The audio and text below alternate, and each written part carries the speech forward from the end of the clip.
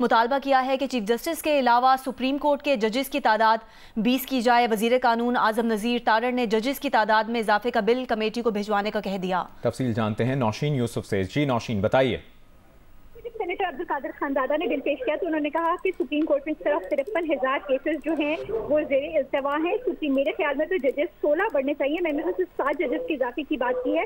अरबों रुपए के जो टैक्स केसेस है वो सुप्रीम कोर्ट में फंसे हुए, जबकि आजम नज़ीर तारड़ ने कहा यह हकीकत की बात है और इल्तवा लोगों की सजाए मौत के केसेस भी जो है अदालत में ज़ेरे इल्तवा है। सेनेटर अली जफर ने कहा कि ये कानून एकदम से कैसे आ गया है, जुडिशल कूप करने की कोशिश की जा रही है, इसलिए 7 जजेस जो है वो माने जा रहे हैं। हम 2 जजेस की तादाद को बढ़ाने के लिए ठीक है इत्तेफाक करते हैं, लेकिन ये 7 जजेस बढ़ाना चाह रहे हैं। हमने इस मामले को बेनकाब कर दिया है। जबकि सैफुल आलम जो कि पीटीआई से ताल्लुक रखते हैं, उन्होंने कहा कि जब से सुप्रीम कोर्ट ने मखसूस रजिस्टर देने का फैसला दिया है तब से ये जजेस बढ़ाने की बात कर रहे हैं। आप 13 जजेस की इज्जत नहीं करते तो आप 7 की क्या करेंगे? आप पहले जजेस की इज्जत करें। जिसके बाद सेनेटर जो वजीर कानून है अली जफर, उन्होंने कहा कि आइन के मेहमारों ने जजेस के नंबर आइन में फिक्स नहीं किए थे, जबकि उन्होंने ये इख्तियार मेंबरान पार्लियामेंट को दिया था कि वक्त से इसका तयन कर सके कि कितने मेंबर जो जजेस हैं वो सुप्रीम कोर्ट के हैं। जी बहुत शुक्रिया नौशीन तफसील देने के लिए। सेनेटर अब्दुल कादिर ने सुप्रीम कोर्ट के जजेस की तादाद में तरमीम का बिल सेनेट में पेश कर दिया। मुतालबा किया कि चीफ जस्टिस के अलावा सुप्रीम कोर्ट के जजेस की तादाद 20 की जाए। वजीर कानून आजम नज़ीर तारड़ ने जजेस की तादाद में इजाफे का बिल कमेटी को भिजवाने का कह दिया है। बिल के मतन के मुताबिक सुप्रीम कोर्ट में जजेस की तादाद चीफ जस्टिस के अलावा 20 की जाए, ये भी कहा गया है। कौमी असम्बली में 2020 से 2024 के दरमियान चीनी और जापानी बाशिंदों पर हमलों की तफसीलात पेश की गई हैं। इसकी क्या तफसील है जानते हैं। नुमाइंदा जियो न्यूज़ आसिफ बशीर चौधरी ने हमें ज्वाइन किया है। जी आसिफ, बताइए। आज कौमी असम्बली को जो तफसीलात फराहम की गई हैं, इसमें तहरीरी तौर पर जो है वजारत दाखिला की तरफ से जो जवाबात दिए गए हैं, उसमें ये बताया गया है कि जो मुल्क भर के अंदर जो हमले हुए हैं सिक्योरिटी फोर्सेस के ऊपर, उनकी तफसीलात जो हैं वो फराहम की गई हैं। इन तफसीलात के मुताबिक जो हमले हुए हैं, इसमें ये बताया गया है कि कुल जो हमले हुए हैं इनकी सूबा वाइज तफसील भी दी गई है। ताहम सी पैक पर काम करने वालों पर जो हमले 2020 का 2024 हुए, इनमें 5 गैर मुल्की और 5 मकामी अफराद जो हैं वो जहाँ भाग पे। बलोचिस्तान में दो चीनी बाशिंदे जो थे वो जहाँ भाग पे। बलोचिस्तान में हमलों में 3 अफराद जख्मी भी हुए। इसके अलावा खैबर पख्तूनख्वा में चीनी बाशिंदों पर 2 हमले हुए और 2 सिक्योरिटी एहलकार शहीद हुए और 17 चीनी बाशिंदों ने भी जान की बाजी हारी। खैबर पख्तूनख्वा में 19 मकामी लोग जो हैं वो इन दहशतगर्दी के हमलों में शहीद हुए। साल 2024 की पहली सरमाही में खुफिया मालूमात पर 2208 ऑपरेशन किए गए और खुफिया ऑपरेशन में 90 के लगभग दहशतगर्द जो हैं उनको हलाक किया गया। तफसीलात में बताया गया कि 328 जो मुबैना दहशतगर्द हैं उनको गिरफ्तार भी किया गया है। इसके अलावा ये भी बताया गया है कि अस्करियत पसंदों के दाखिलों को रोकने के लिए जो इक़दाम किए गए हैं, उनकी तफसीलात जो हैं वो असम्बली के सामने रखी गई हैं। जी सही, बहुत शुक्रिया। आसिफ बशीर चौधरी हमें तफसीलात से आगाह कर रहे थे। वजारत दाखिला ने कौमी असम्बली में 2020 था 2024 के दरमियान चीनी और जापानी बाशिंदों पर हमलों की तफसीलात पेश कर दी हैं। और अभी आपको बताएं, अफगान दारुल हुकूमत काबुल में अब से कुछ देर पहले जोरदार धमाका हुआ है। गैर मुल्की मीडिया के मुताबिक अफगान वजारत दाखिला के तर्जुमान अब्दुल मतीन ने बताया है कि धमाका दारुल हुकूमत काबुल की दारुल अमान मरकजी शाहराह पर हुआ है। धमाके की नौयत और नुकसानात का तयन किया जा रहा है। अफगान दारुल हुकूमत काबुल में जोरदार धमाका हुआ है। गैर मुल्की मीडिया के मुताबिक अफगान वजारत दाखिला के तर्जुमान अब्दुल मतीन ने बताया है कि धमाका दारुल हुकूमत काबुल की दारुल अमान मरकजी शाहराह पर हुआ है। धमाके की नौयत और नुकसानात का तयन किया जा रहा है। अभी एक अहम खबर देंगे आपको। MPA फजल इलाही मुजाहिरीन के हमरा रहमान बाबा ग्रिड स्टेशन में घुस गए हैं। तर्जुमान पेस्को के मुताबिक MPA फजल इलाही ने अपने हल्के के 4 फीडर जबरदस्ती चलवा दिए हैं। तफसील जानते हैं शीबा हैदर से। शीबा, क्या मामला है, क्या सूरत हाल है? ये फजल इलाही मुजाहिरीन के हमरा रहमान बाबा ग्रिड स्टेशन में दाखिल हुए हैं। फजल इलाही ने अपने हल्के के 4 फीडर जबरदस्ती चालू कराए हैं। फजल इलाही ने जबरदस्ती दलजाक रोड, हजरफानी, यकतूत और शलौजान फीडर चालू कराए हैं। जबरदस्ती फीडर चालू कराने से दीगर इलाकों में बिजली की तरसील भी मुतासिर हुई। इसी सिलसिले में हमारी तर्जुमान पेस्को से बात हुई तो उनका ये कहना था कि फजल इलाही जाते हुए कुछ मुजाहिरीन को निगरानी के लिए ग्रेड स्टेशन में छोड़ गए हैं, जिसकी वजह से जो वहाँ के जो ग्रेड के जो हमला है उनको भी शदीद मुश्किलात का सामना करना पड़ रहा है। उनका ये भी कहना था कि पेस्को की जानिब से MPA फजल इलाही के खिलाफ कानूनी कार्रवाई जो है उस वक्त अमल में लाई जा रही है। जी शिबा, पहले भी हमने देखा, इससे पहले भी MPA फजल इलाही मुजाहिरीन के हमराही रहमान बाबा ग्रिड स्टेशन में घुस जाते हैं। पहले भी कानूनी कार्रवाई का हमेशा कहा जाता है, इस दफा क्या कहा जा रहा है? पुलिस हुकाम ने कोई एक्शन लिया? जी बिल्कुल, ये कई बार फजीलाई इसी तरह जो है ना मुजाहिरीन के हमरा रहमान बाबा ग्रिड स्टेशन में दाखिल होते हैं। चूंकि ये रहमान बाबा ग्रिड स्टेशन जो है इसके हल्के में आते हैं, तो ये जबरदस्ती अंदर घुसकर यहाँ पर जितने भी ग्रिड स्टेशन जो है यहाँ उनको इनकी फीडर्स को चालू कर देते हैं। लेकिन अगर हम कानूनी कार्रवाई की बात करें तो यहाँ पर उनके खिलाफ तो कानूनी कार्रवाई हो जाती है, लेकिन पुलिस की जानिब से जो है ना कोई इकदाम नजर नहीं आते। प्रेस को जो तर्जुमान है उनका यही कहना है कि इनके खिलाफ जो है वो कानूनी कार्रवाई पुलिस को कहते हैं, लेकिन पुलिस इस पर कोई अमल दरामद बहुत नहीं शुक्रिया करती। तफसील देने के लिए इस वाक़े की।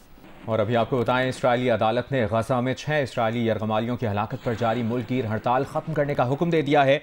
इस्राइली प्रोसिक्यूटर ने हड़ताल के खिलाफ लेबर कोर्ट में पिटीशन दायर की थी। अदालत का कहना है कि मुल्क में जारी हड़ताल रोकने का मुल्कगीर हुक्म जारी किया है। हड़ताल को आज ही फौरी तौर पर रोका जाए। अदालत ने फैसले में हड़ताल की सियासी नौयत के मुहर्रिक का हवाला दिया है। फैसले के बाद लेबर यूनियन ने मुलाजमीन को कामों पर वापस जाने का कह दिया। चेयरमैन लेबर यूनियन का कहना है कि अदालत के फैसले का एहतराम करते हुए मुलाजमीन को काम दोबारा शुरू करने का कहा है। हड़ताल का मकसद उजागर करना एक अहम इकदाम था और हम इस मकसद पर कायम है। इसराइल में लेबर यूनियन की कॉल पर आज मुल्कगीर हड़ताल की गई थी। हड़ताल यरगमाली रिहाई मुआहदा करने के लिए नेतन्याहू हुकूमत पर दबाव डालने के लिए की गई थी। और काबुल से ताज़ा तरीन अपडेट ये सामने आ रही है, अब से कुछ देर पहले ज़ोरदार धमाका हुआ है और अभी पता चला है कि धमाका दारुल अमान इलाके में अटॉर्नी जनरल के दफ्तर के नज़दीक हुआ है। मीडिया रिपोर्ट सामने आई है, धमाके की तहकीकात शुरू कर दी गई हैं। तफसीलात कुछ देर में सामने आएंगी। तर्जुमान अफगान वजारत दाखिला की जानिब से इब्तदाई तौर पर इस धमाके से मुतालिक ये ताज़ा तरीन बयान सामने आया है। धमाका दारुल अमान इलाके में अटॉर्नी जनरल के दफ्तर के नज़दीक हुआ है। अब से कुछ देर पहले हमने आपको अपडेट किया कि अफगान दारुल हुकूमत काबुल में जोरदार धमाका हुआ है। काबुल धमाका दारुल अमान इलाके में अटॉर्नी जनरल के दफ्तर के नज़दीक हुआ है। मीडिया रिपोर्ट धमाके की तहकीकात कर रही है और तफसीलात कुछ देर में सामने आएंगी। बुलेटिन में अब आपको बताएं कि वफाकी वज़ीर कानून आज़म नज़ीर तारड़ का कहना है कि चीफ जस्टिस काजी फाइज़ ईसा ने कहा है कि वो तौसी नहीं लेना चाहते। 2/3 अक्सरियत की बात तो तब हो जब तौसी लेना हो। चीफ जस्टिस ने उन्हें और अटॉर्नी जनरल को वाज़े कहा था कि वो तौसी के ख्वाहिशमंद नहीं। चीफ जस्टिस के बारे में बार बार कहना कि वो तौसी ले रहे हैं दुरुस्त नहीं। वफाकी वज़ीर कानून का कहना है कि चीफ जस्टिस की तौसी पर बार बार बात करना गैर ज़रूरी है। चीफ जस्टिस बाइज़्ज़त शख्स हैं, हमें उनकी तौसी की बात अब छोड़ देनी चाहिए। मैं बड़ी क्लैरिटी से ये बात कर रहा हूँ कि चीफ जस्टिस पाकिस्तान काजी फाइज़ ईसा साहब ने इस बाबत जुडिशल कमीशन की एक मीटिंग के बाद मुझसे और अटॉर्नी जनरल से बात करते हुए कहा था कि वो किसी किस्म की तौसीक़ के ख्वाहिशमंद नहीं है और मेरे ख्याल में वो एक बाइज़्ज़त शख्स हैं, एक कॉन्स्टिट्यूशनल ऑफिस होल्डर है। हमें अब इस बात को छोड़ देना चाहिए। दूसरी बात राना साहब ने दुरुस्त की है कि नंबर्स ही नहीं है। 2/3 मेजॉरिटी की बात तो तब, ये बातें तब होंगी जब नंबर्स हों। तो ये सारी बातों को इकट्ठे सोचना चाहिए और मैं यही बाकी अपने कुलीग से, दोस्तों से भी ये रिक्वेस्ट करूंगा, मीडिया में जो दोस्त मौजूद हैं, कि कोई किसी और टॉपिक पे अब बात किया करें। इस पे बहुत बात हो चुकी है, ये बिल्कुल वाज़ेह बात है। अमरीकी सदर जो बाइडन ने पाकिस्तानी नजाद अमरीकन शायर और अदीब रईस वारसी को लाइफ टाइम अचीवमेंट अवार्ड से नवाजा है। रईस वारसी उर्दू मरकज़ न्यूयॉर्क के सदर और 34 बरस से उर्दू की आलमी सतह पर तरवीज में मसरूफ़ हैं। जी हाँ, उन्होंने उर्दू को अक़वाम मुत्तहिदा की सरकारी ज़ुबानों में शामिल करने के लिए पहली उर्दू कॉन्फ्रेंस का भी इनेकाद किया था। उर्दू मरकज़ न्यूयॉर्क के ज़रिए तमाम अक़वाम मुत्तहिदा में जो आलमी कॉन्फ्रेंस की गई, उसका मकसद था कि उर्दू को अक़वाम मुत्तहिदा की सरकारी ज़बानों में शामिल कराया जाए और इस सिलसिले में करारदाद पेश की गई अक़वाम मुत्तहिदा के सेक्रेटरी जनरल कोफ़ी अन्नान साहब को। तो उर्दू मरकज़ आलमी सतह पर उर्दू के फ़रोग़ के लिए तकरीबन 34 साल से ये काम कर रहा है और अल्लाह का शुक्र एहसान है और आप सब की दुआएं हैं कि ये कामयाबी हासिल हुई और इस अवार्ड से नवाजा गया, जो मेरे लिए और मेरे मुल्क के लिए बाइस एज़ाज़ है। अभी आपको बताएं, बलूचिस्तान के मुख्तलिफ इलाकों में बारिशों के बाइस नदी नालों में तुग़यानी है। राबता सड़कें मुतासर, जबकि फसलें और बागात को शदीद नुकसान पहुंचा है। मंछर झील में पानी की सतह बुलंद होने से सहवन के मजीद कई देहात ज़ेर आब आ गए हैं। सुजावल के साहिली तालुका जाती में शुगाफ पड़ने से मुतादिद गाँव और फसलें ज़ेर आब आ गई हैं। हब डैम भर जाने के बाद स्पिलवे से खारिज किया जाने वाला पानी हब नदी में दाखिल हो गया है। कराची को बलूचिस्तान से मिलाने वाला मुतबादिल रास्ता डूब गया है। बलूचिस्तान के मुख्तलिफ इलाकों में वक्फे से बारिश से कोजक टॉप, शीलाबाग, तौबा चकजई में सैलाबी सूरत हाल है। कला अब्दुल्ला, सैफुल्ला समेत मुतादिद इलाकों में बागात, फसलें और मकानात को शदीद नुकसान पहुँचा है। झलमक्सी, नसीराबाद, बोलान में सैलाबी पानी में कमी के बाद इमदादी कार्रवाइयाँ जारी है। मंचा झील की सतह आब बुलंद होने से सेवन के मजीद कई देहात में पानी दाखिल हो गया। झंगारा के कुर्ब ज्वार में मुतासरा देहात की तादाद 5 हो गयी। रेले के बाहर राब्ता सड़कें जेर आब है। सजावल के इलाके ताल्लुका जाति की गुंगड़ी शाख में शगाफ से मुतादिद गांव और फसलें जेर आब आ गए हैं। शगाफ से धान की फसल समेत फिश फार्म भी मुतासिर हुए हैं। मुतासरीन के मुताबिक जगह जगह पानी से मच्छरों की बोहतात है, जिससे बच्चे बीमार हो रहे हैं। हब डैम भर जाने के बाद स्पिलवे से खारिज किया जाने वाला पानी हब नदी में दाखिल हो रहा है, जिससे कराची को बलूचिस्तान से मिलाने वाला मुतबादिल रास्ता डूब गया है। इंतजामिया के मुताबिक शहर में दाखिल होने के लिए शहरी हब बाईपास का इस्तेमाल करें। मीरपुर खास में बारिश को कई रोज़ हो चुके हैं, लेकिन सरकारी इदारों समेत अहम इलाकों से अब भी पानी की निकासी नहीं हो सकी। तफसीलात बता रहे हैं नुमाइंदा जियो न्यूज़ मोहम्मद खालिद। मीरपुर खास में बारिश को ख़त्म हुए तकरीबन 2 से 3 रोज़ हो गए हैं, लेकिन अपने पीछे तबाही और शहरियों के लिए मुश्किलात छोड़ कर चली गई है। मैं इस वक्त रेलवे सबवे ब्रिज के सामने मौजूद हूँ। ये अंडरपास है, मेरे अकब में आप देख सकते हैं। ये अंडरपास इस वक्त 8 फीट तक पानी में डूबा हुआ है और आमदोरफ्त का जरिया सिटी एरिया और सट्टाई टाउन के दरमियान आमदोरफ्त का जरिया है, जो गुज़िश्ता 1 हफ्ते से बंद है और पानी नहीं निकाला जा सका। मेरे दाएं तरफ पुलिस लाइन है, मरकजी पुलिस का हेडक्वार्टर है। इसमें आप देखें, इसमें भी पानी, पुलिस लाइन पूरी पानी में डूबी हुई है। सिर्फ यही नहीं, दीगर जो सरकारी इदारे हैं जिसमें एक्साइज डिपार्टमेंट है वो पानी में डूबा हुआ है। गरीबाबाद थाना पानी में डूबा हुआ है। तालीमी इदारे ओपन किए गए हैं, आज से स्कूल खुल गए हैं, लेकिन बहुत से स्कूल और दीगर तालीमी इदारे और कॉलेजेस अभी तक पानी में डूबे हुए हैं। यहाँ तक कि वहाँ तक जाने वाला जो रास्ता है, मेन सड़क है, वो भी पानी में डूबी हुई है और पानी निकाला नहीं जा सका है।